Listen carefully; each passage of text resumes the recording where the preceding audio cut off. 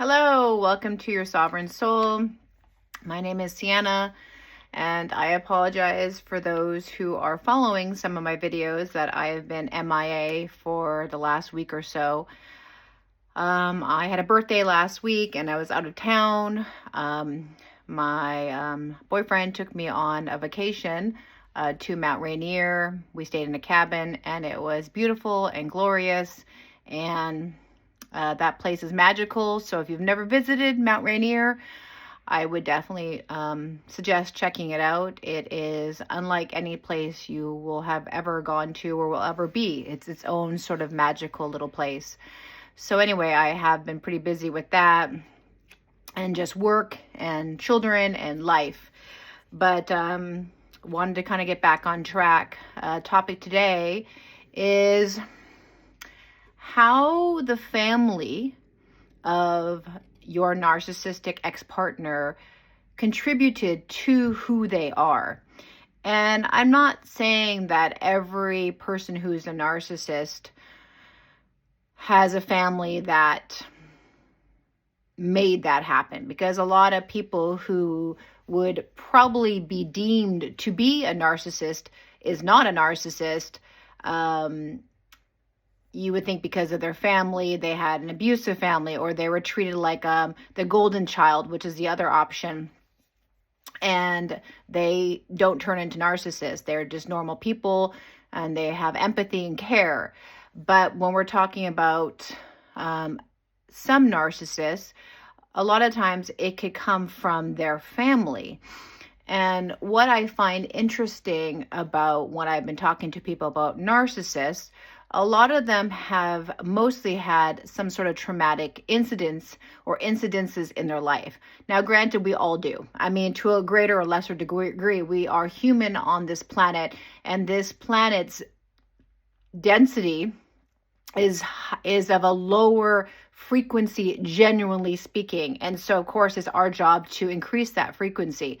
But I find that people who come from or who are narcissistic tend to come from families who are, there is usually some sort of traumatic incidents. They have alcoholic parents, or they are abused somehow. And again, this is not all of them. This is some of them. And I've obviously touched on the fact that I believe that narcissists have some sort of entity that is attached to them. And I think that there was some sort of communion at some point in this narcissistic person's life where they perhaps very much unconsciously allowed or decided that they were going to have this other sort of lower vibrational entity kind of attached to them and kind of guide them. So there is that. You also have the narcissists who are the golden child narcissists, who are basically treated as if they cannot do any wrong. And so they learned no accountability and were basically coddled. And the problem with that is they sort of resent and start resenting that parent who did that. Usually it tends to be the mother who did that, and usually it tends to be a narcissistic son who is the golden child.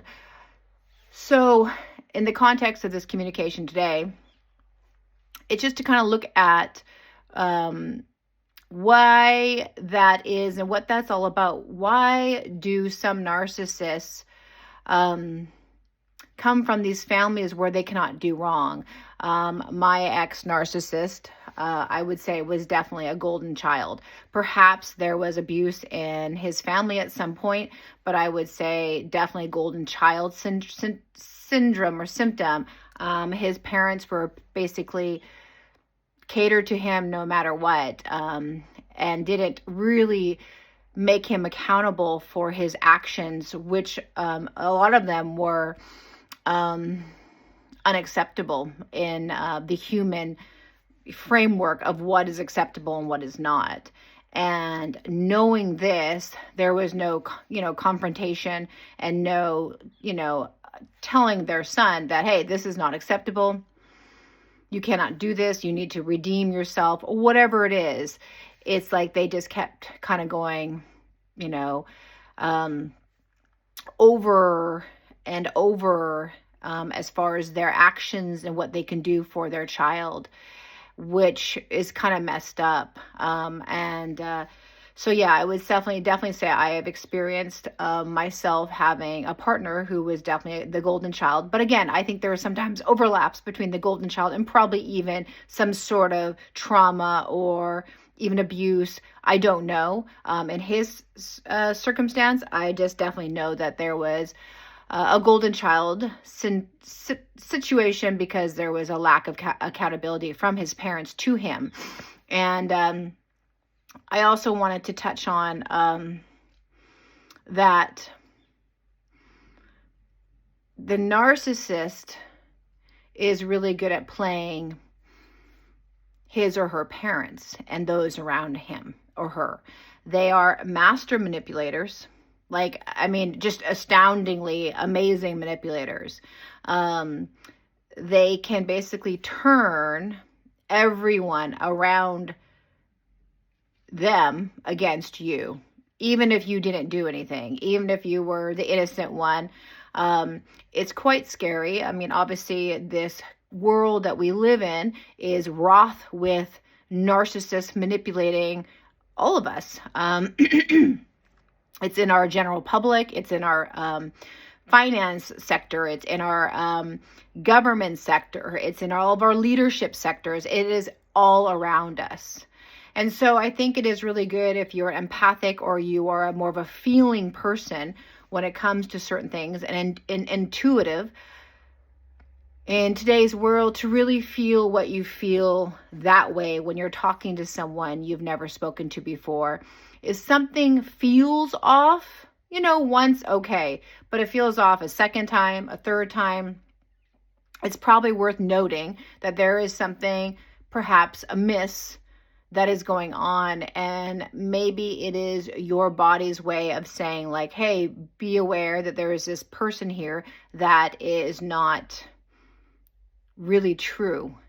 And I think right now having that awareness is probably an extremely important thing, as our world right now is definitely in some form of helter-skelter. It is not so much that we see it. I mean, yes, things are happening that way, but it's definitely an undertone of it. And so I will do another, actually I did an energy reading the first time a few weeks ago, and I'm definitely due for another one. I can feel it. So I'm going to do that probably on my next video. But what I wanted to say was that most narcissists that I'm aware of, whether it's from people that I've spoken to or having my own experience with them, come from a family where there has been either abuse, neglect, some sort of trauma, but also at the same time, being the golden child. And that creates resentment. And there is a responsibility of that soul to basically be like, okay, this is kind of a messed up way that I was raised, and I'm going to kind of sort of push back past that and be a different person. And unfortunately, there is, as I say, and this is how I feel, there was some sort of agreement along the way that there was something happening. And they made an agreement that they needed help, whatever they were hearing, whatever voices were in their head, whatever senses there was, it felt like at the time that is how they were going to move forward. And so they connected to this lower vibrational entity, which is what it was, or entities, and they have been riding on those entities' shirt or coattails for quite some time. And by doing that, though, they're losing aspects of themselves and their family, their mothers, sisters, brothers, fathers, whatever. They know there is something amiss with these people. And there is a responsibility they have to a degree in that. And because by acting as they do, such as the golden child, this person continues to manipulate. This lower entity vibrational being grows bigger, because now it's not only controlling its host, but it's also controlling those around the host. And so it takes these family members standing within their own sovereignty and their own greatness and saying, hey, this doesn't feel right. You have a responsibility here to be a bigger, better person, and you're not. And so, unfortunately, and really this video is just to say that unfortunately, families of narcissists tend to kind of coddle and not allow them to kind of hit rock bottom on their own and have to face themselves and face the demon that is within them. And so I see it everywhere. There is this sort of apathy that these family members have towards a narcissist, where they just kind of go and just sort of accept them because it's what you're supposed to do or whatnot. But I'm saying that it is making it worse, and it's creating this, like I said, it's feeding the beast and it's making it bigger. And if any of these members have an awareness of this within that family, to on their own stand their own ground and to basically speak their truth, not giving this narcissist much emotion, but just speaking facts and truth. Because if that was the case, I would never have gone through what I went through within my ex's family dynamic. So it's unfortunate that this continues with very many people and many people that I've spoken to. And so there's not much we can do about it other than just having the awareness that we each need to take our own responsibility. If you are, with or around another narcissist, whether it's a family member of your own, to speak your truth.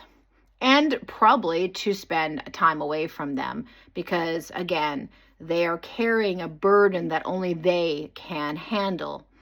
But it is your responsibility to stay within your truth. So anyway, this was just more of a thinking out loud. I hope this video finds you well, and have a wonderful day.